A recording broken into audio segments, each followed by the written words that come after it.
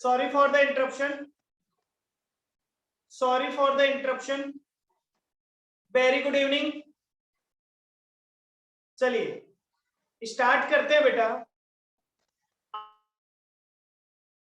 एक नया चैप्टर आज हमें पढ़ना है, एक नया chapter that is methods of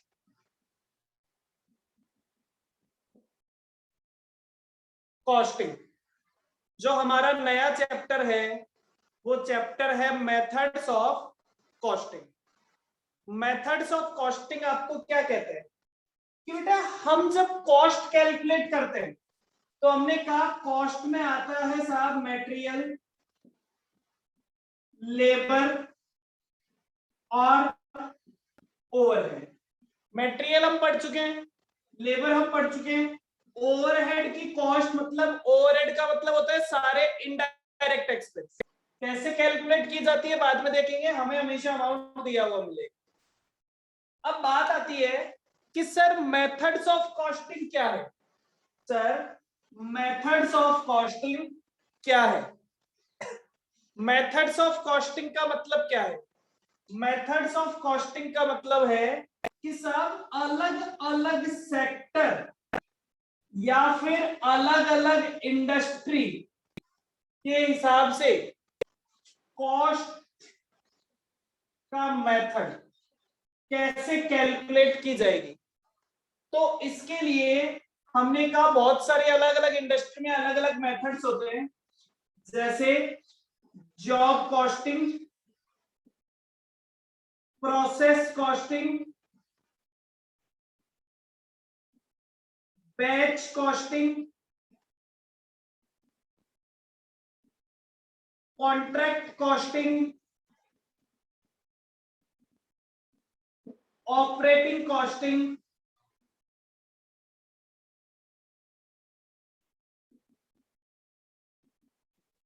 तो इन्हीं में से आज हम एक चैप्टर पढ़ने वाले हैं जिस चैप्टर का नाम है बैच कॉस्टिंग। क्लियर? तो आज का जो हमारा टॉपिक है वो टॉपिक है बैच कॉस्टिंग। क्लियर?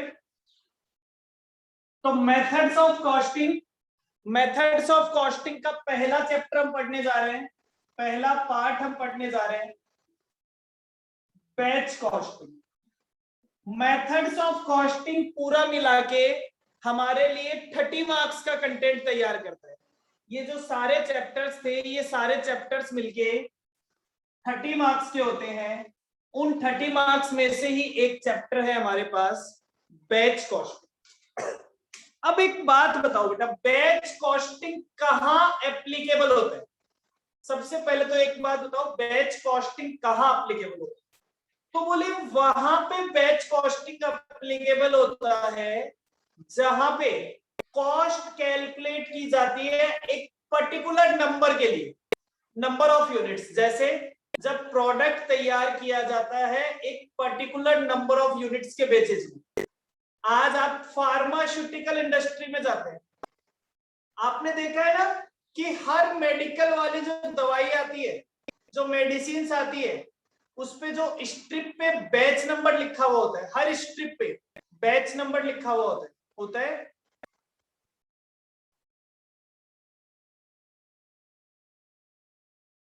हर मेडिकल की स्ट्रिप पे एक बैच नंबर लिखा हुआ होता है। Yes sir. तो वहां पे क्या, एक प्रोडक्ट सेम टू सेम बनाया जाता है एक स्पेसिफाइड क्वांटिटी में। जैसे से 10,000 यूनिट्स, 20,000 यूनिट्स, 10 यूनिट्स, 50 यूनिट्स, हमेशा प्रोडक्ट बनाया जाता है एक स्पेसिफाइड नंबर में। क्लियर है?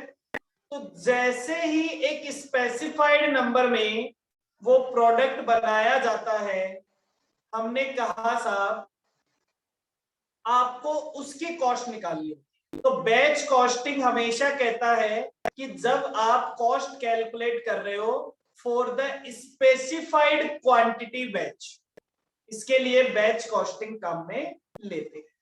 अब एक चीज बताइए बेटा, आपने अब बैच कॉस्टिंग में है तो सबसे इंपॉर्टेंट डिसीजन कौन सा होगा?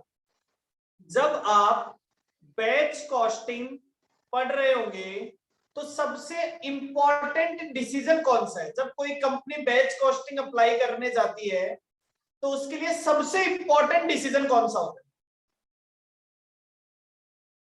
कॉस्ट कैलकुलेट करने के लिए सबसे इंपॉर्टेंट डिसीजन,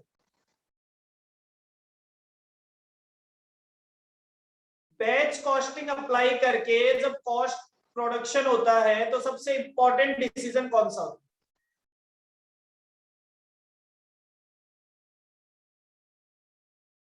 जस्ट मिनट, एक बार वेट करिए।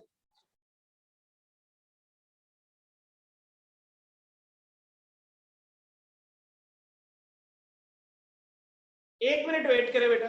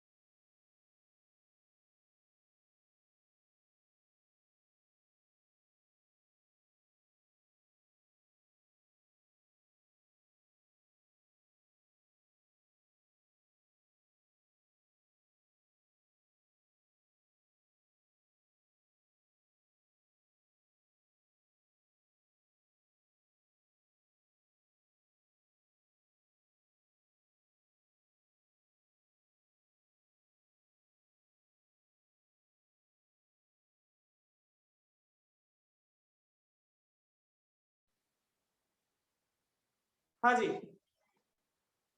चलिए बेटा स्टार्ट करते हैं।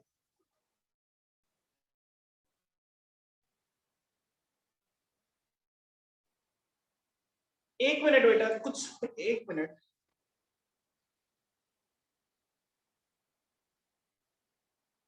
बेटा मैंने आपको हमेशा से कह रखा है सभी बच्चे अपने नाम के साथ ज्वाइन करें, ठीक है। अभी भी कोई एक स्टूडेंट है जो शशांक के नाम से क्लास में ज्वाइन करने की कोशिश कर रहा है, जबकि जो शशांक है वो आज क्लास ज्वाइन ही नहीं कर रहा है, ठीक है। तो फिर भी ध्यान रखें, सभी अपने नाम के साथ में ज्वाइन करें।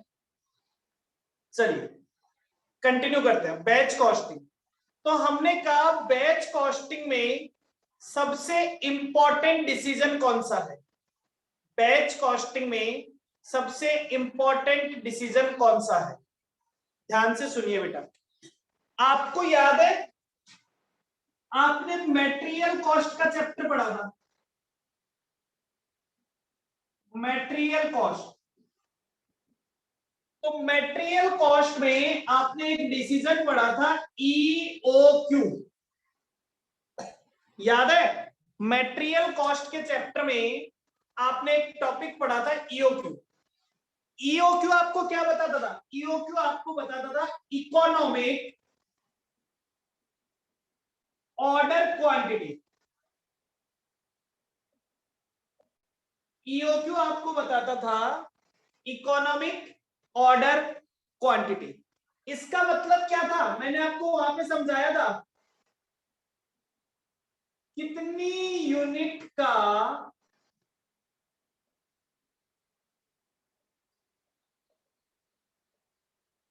ऑर्डर दिया जाए, मतलब ऑर्डर का साइज क्या होना चाहिए। याद है आपको? ईओक्यू जब हमने निकाला तो ईओक्यू हमें क्या बताता था कि ऑर्डर कितनी यूनिट का देना चाहिए जिससे कि ऑर्डर देने की कॉस्ट सबसे कम आए। इसी तरह से बैच कॉस्टिंग में क्या निकाला जाएगा? बैच कॉस्टिंग में सबसे इंपॉर्टेंट है EBQ। EBQ मतलब इकोनॉमिक बैच क्वांटिटी। सबसे इंपॉर्टेंट है इकोनॉमिक बैच क्वांटिटी, की बैच का साइज क्या रखा जाए, एक बैच जो है वो कितनी यूनिट का बनाया जाए जिससे कि कॉस्ट सबसे कम आए। ठीक है साहब। अब एक बात बताओ बेटा, यहां पे कौन कौन सी कॉस्ट होती थी? यहां पे होती थी ऑर्डरिंग कॉस्ट और कैरिंग कॉस्ट। यहां पे होती थी ऑर्डरिंग कॉस्ट और कैरिंग कॉस्ट। यहां पे कौन सी होगी बेटा? यहां पे होगी सेटअप कॉस्ट और कैरिंग कॉस्ट। सेटअप कॉस्ट और कैरिंग कॉस्ट मतलब क्या है, ध्यान से समझना। यहां पे था ordering cost, setup cost and ordering cost. समझो, जब आप रॉ मटेरियल मंगवाते हो तो रॉ मटेरियल मंगवाने की कॉस्ट, पूरे साल में आपको कितना रॉ मटेरियल मंगवाना है, आप उसे कितनी कितनी यूनिट में मंगवाते हो, ये डिसाइड करने के लिए आप सोचते हो कि आपकी ऑर्डरिंग कॉस्ट मतलब माल को मंगवाने की कॉस्ट सबसे कम लगे, और फिर उस माल में जो पैसा इन्वेस्ट हो रहा है, जो होल्ड करने की कॉस्ट, जो स्टोर करने की कॉस्ट लग रही है, वो सबसे कम लगे। वही चीज आपको प्रोडक्शन करते वक्त डिसाइड करनी पड़ेगी। मतलब आपने एक बार मशीन में प्रोडक्शन करना स्टार्ट किया, मैं वापस से एग्जांपल लेती हूँ दवाई वाली इंडस्ट्री का। आपको एक दवाई बनानी है, पैरासिटामोल बनानी है, जिसमें 500 mg में कई तरह के साल्ट है जो मिला लेते हैं, और फिर आप उससे पैरासिटामोल बनाने की कोशिश करते हैं। डन। अब जब आप पैरासिटामोल बना रहे हैं तो आपने डिसाइड कर लिया कि भाई 1000 यूनिट बनाने के बाद दोबारा से नया बैच बनाएंगे। नया बैच बनाएंगे मतलब पूरी चीजों का सेटअप दोबारा किया जाएगा। आपको पता है कई बार जब कोई मिस्टेक हो जाती है तो उस पूरे बैच को दोबारा से बनाया जाता है, उस पूरे बैच को चेक किया जाता है। क्लियर? तो हमने कहा कि साहब बैच, अब एक बैच बनाने के लिए जो मशीन का सेटअप किया है, जब दूसरा बैच बनाएंगे तो वो सेटअप की कॉस्ट क्या लगेगी, दोबारा से लगेगी। जब दूसरा बैच बनाएंगे तो सेटअप की कॉस्ट दोबारा से लगेगी, इसलिए सेटअप कॉस्ट। डन? क्लियर है? तो जो पहली कॉस्ट है वो कौन सी कॉस्ट है, पहली कॉस्ट है सेटअप कॉस्ट। ओके, दूसरी cost carrying cost. Carrying cost वही वाली बात है, जितनी यूनिट बना के ज्यादा रखोगे कॉस्ट उतनी ज्यादा आएगी, जितनी कम यूनिट बना के रखोगे उतनी कॉस्ट कम आएगी। तो ये कहता है आप ऐसा लेवल डिसाइड करो जिस लेवल पे सेटअप कॉस्ट भी सबसे कम हो और कैरिंग कॉस्ट भी सबसे कम हो। वो वाला लेवल क्या कहलाता है, वो वाला लेवल कहलाता है EBQ, इकोनॉमिक बैच क्वांटिटी। क्या कोई मुझे इकोनॉमिक बैच क्वांटिटी का फॉर्मूला बता सकता है क्या? सर ये तो बहुत इजी है, 2AS/C। देखो यहाँ का फॉर्मूला क्या था, 2AO/C। 2A का मतलब एनुअल डिमांड, यहाँ पे O का मतलब था ऑर्डरिंग कॉस्ट पर ऑर्डर, यहाँ पे S का मतलब क्या है, S का मतलब है सेटअप कॉस्ट पर सेटअप, और C का मतलब क्या है, C का मतलब है carrying cost per unit per annum. C का मतलब है carrying cost per unit per annum. Okay, समझ गए?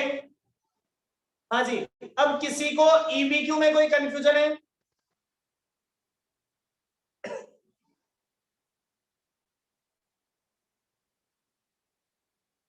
तो फटाफट से अपने नोट्स निकालिए, फटाफट से अपने नोट्स निकालिए, हम EBQ करते हैं। चलिए EBQ,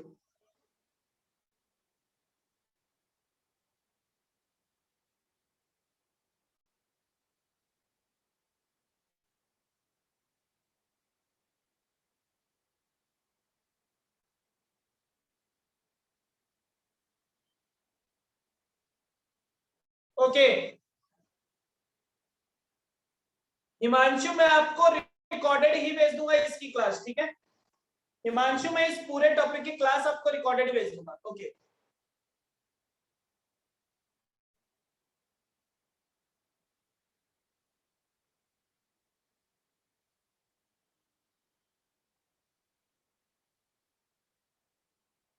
चलिए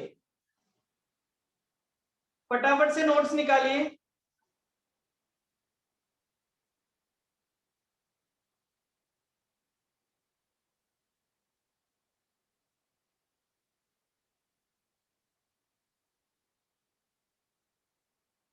अरे पहले यहां आ गई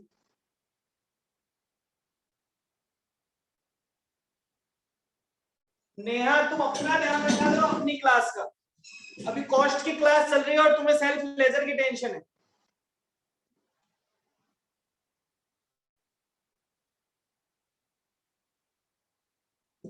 हेलो सर, यार फोन करूंगा, क्लास में हूँ, क्लास में हूँ, बाद में फोन करती हूँ। नहीं नहीं, मैं ऑनलाइन चल रही हूँ।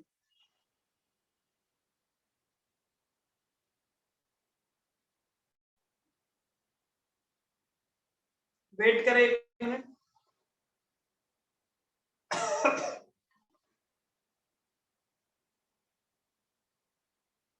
सभी को मिल गया chapter, chapter number 4, page number 24।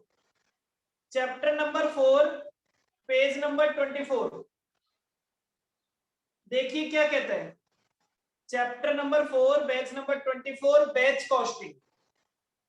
Batch costing आपको कहता है की meaning economic batch quantity refers to the optimum quantity batch which should be produced at a point of time so that the setup and processing cost and carrying cost together optimized.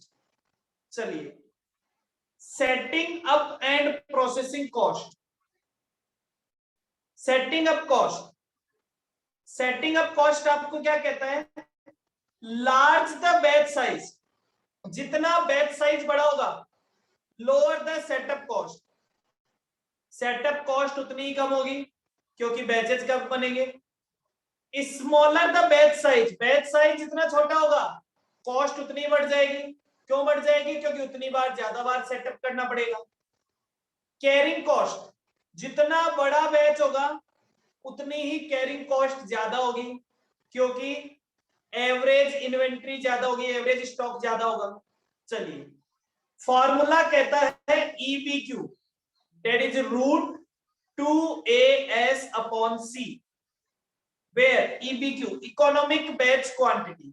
A का मतलब है annual demand, S का मतलब है setup cost per batch और C का मतलब है carrying cost per unit per annum. वैसे मेरे बताने जैसा कुछ भी नहीं था, लेकिन फिर भी मैं आपको करवा रहा हूं. देखिए फटाफट से question number 1, economic batch quantity निकाल के बताइए. आप सभी को आता है? Question number 1, economic batch quantity. Fast, नया कह रही है क्वेश्चन नंबर 1 का आंसर 200. वेरी गुड, आज तो बड़ा फास्ट.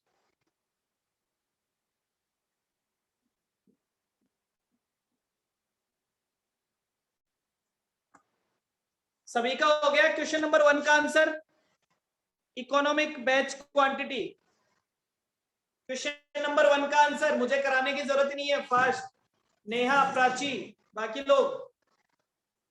लोग भी जवाब दीजिए. राकिब, राकिब,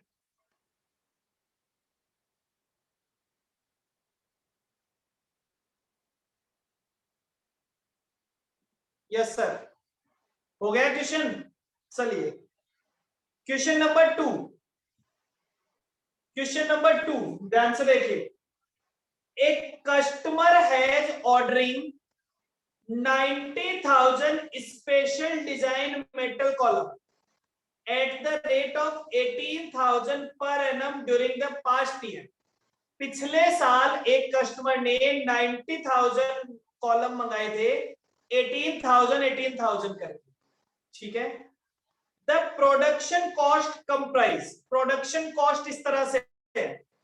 मटेरियल में लगता है 120 का, लेबर लगता है 60 का और ओवरहेड लगते हैं 20 के. मतलब एक यूनिट की टोटल कॉस्ट कितनी आती है?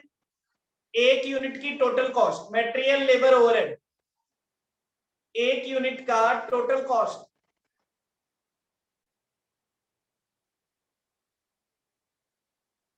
एक यूनिट का टोटल कॉस्ट कितना आता है? 200. ठीक है, आगे चलते हैं. फिर ये कहता है it cost ₹1500 to set up for 1 run. एक बार सेटअप करने में कॉस्ट लगता है 1500, 18,000 यूनिट का. ठीक है.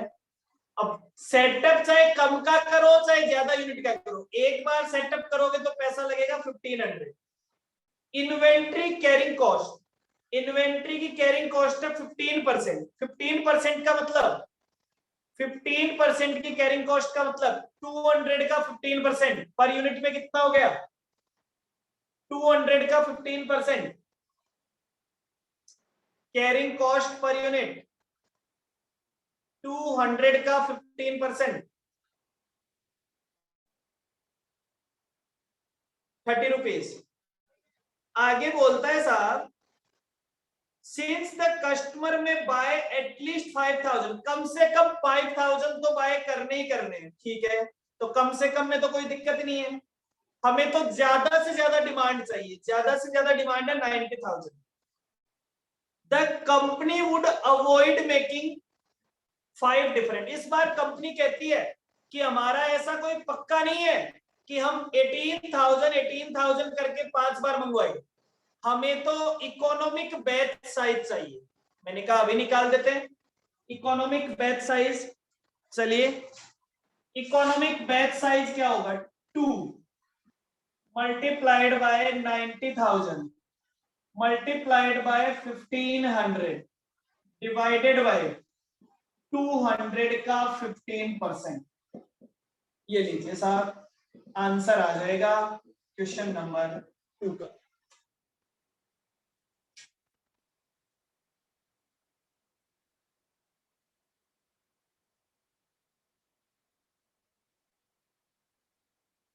जल्दी से बता दीजिए क्वेश्चन नंबर 2 का आंसर।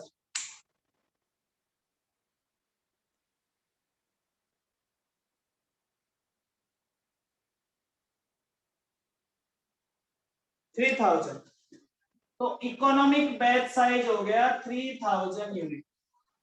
ये लिखो question number 3। Question number 3, third question आपको क्या बोल रहा है, ध्यान से देखिए। AB limited, AB Limited is supplied 24,000 bearing per annum to CD Limited at on a steady basis. It is estimated that it cost 10 paise as inventory holding cost per bearing per month, and the setup cost per run of bearing manufacture is 324. Okay. What would be the optimum run size for bearing manufacture? Optimum run size. What is the minimum inventory holding cost? और assuming that अगर company 6000 एक बार में मंगवाती है तो क्या होगा। चलिए सबसे पहले तो निकालते हैं EBQ। Question number 3, EBQ 2AS upon C 2 multiplied by 24,000 multiplied by setup cost कितनी है, सेटअप कॉस्ट है 324 divided by inventory holding cost है 10 पैसे पर मंथ। बेटा कैरिंग कॉस्ट पर मंथ की ली जाती है या पर ईयर की ली जाती है, कैरिंग कॉस्ट पर मंथ की ली जाती है या पर ईयर की ली जाती है। Carrying cost per unit per month या एनम, एनम। तो 0.10 मल्टीप्लाइड बाय 12। चलिए साहब आंसर बता दीजिए, इकोनॉमिक बैच साइज क्या होगा।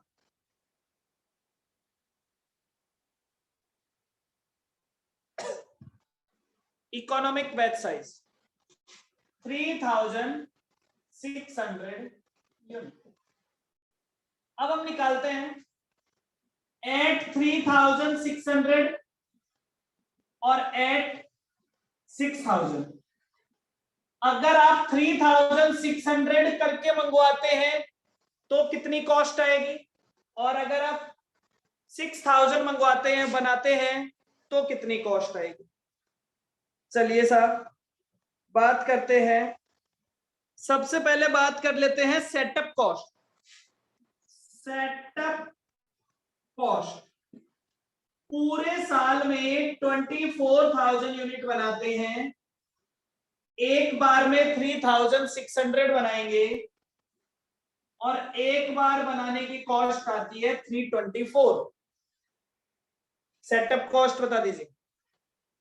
24,000 टोटल बनानी है, एक बार में बनाते हैं 3600 मल्टीप्लाइड बाय 324।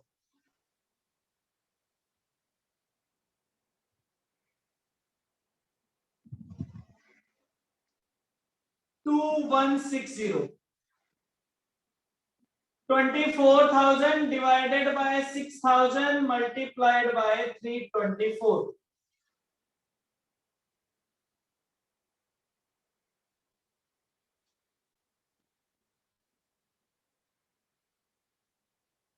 फिर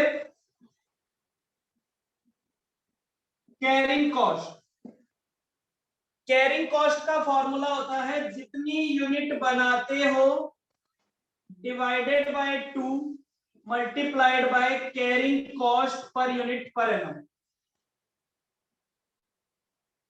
पूरे साल की, एक महीने का 10 पैसा था तो पूरे साल का हो गया 1 रुपया 20 पैसा। ये भी हो जाएगी 2160, 6000 डिवाइडेड बाय 2 मल्टीप्लाइड बाय, तो ये हो गया 3600।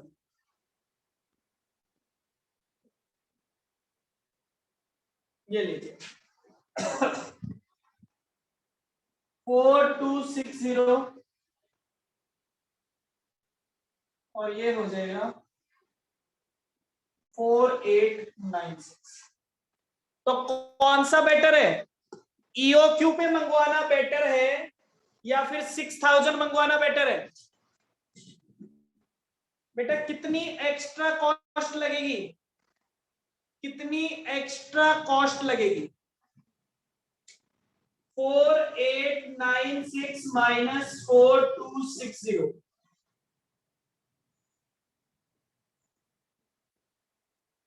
अच्छा 4320 आएगा, 4320 तो ये आ जाएगा 576। एक्स्ट्रा कॉस्ट हो जाएगी 576। डन।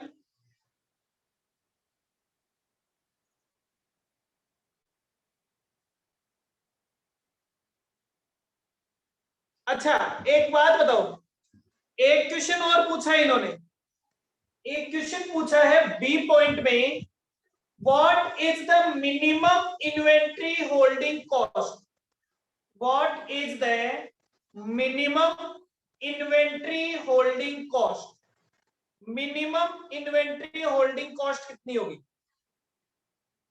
ईओक्यू पे जो कॉस्ट आती है वो सबसे कम कॉस्ट होती है ईओक्यू।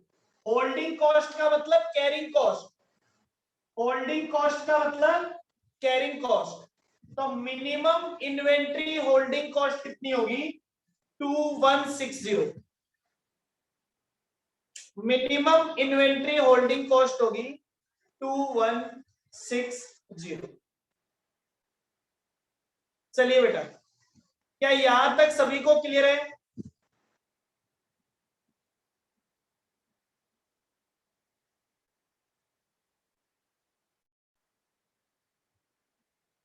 फटाफट से पढ़िए क्वेश्चन नंबर, फटाफट से पढ़िए क्वेश्चन नंबर 4। बेटा पता नहीं आपकी क्लास के साथ ही क्यों होता है, दोबारा से तेज बारिश आ रही। चलिए बहुत अच्छे टाइम पे आपकी क्लास होती है। चलिए फटाफट से पढ़िए क्वेश्चन नंबर 4, क्वेश्चन नंबर 4। बहुत अच्छा मौसम हो जाता है।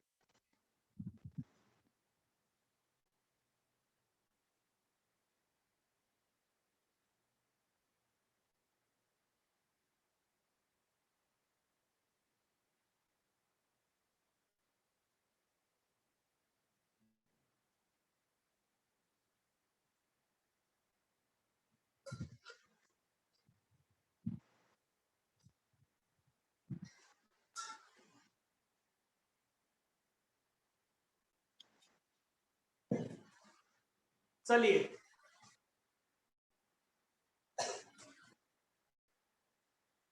देखिए क्वेश्चन नंबर 4 आपको क्या कह रहा है। क्वेश्चन नंबर 4,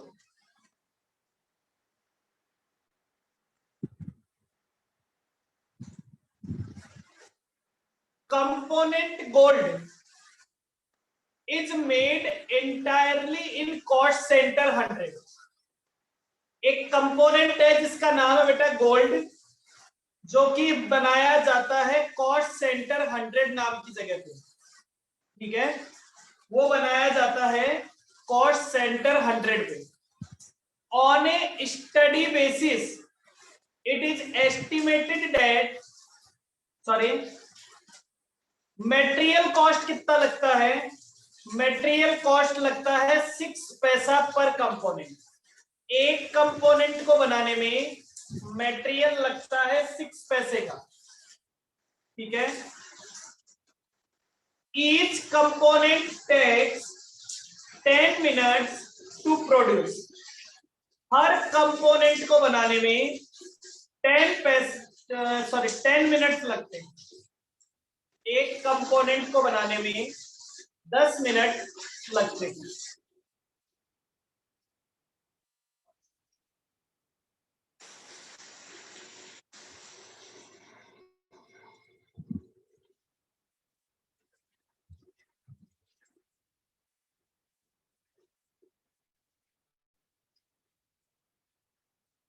हेलो, इस कंपोनेंट को बनाने में 10 मिनट लगते हैं। इस कंपोनेंट को बनाने में 10 मिनट।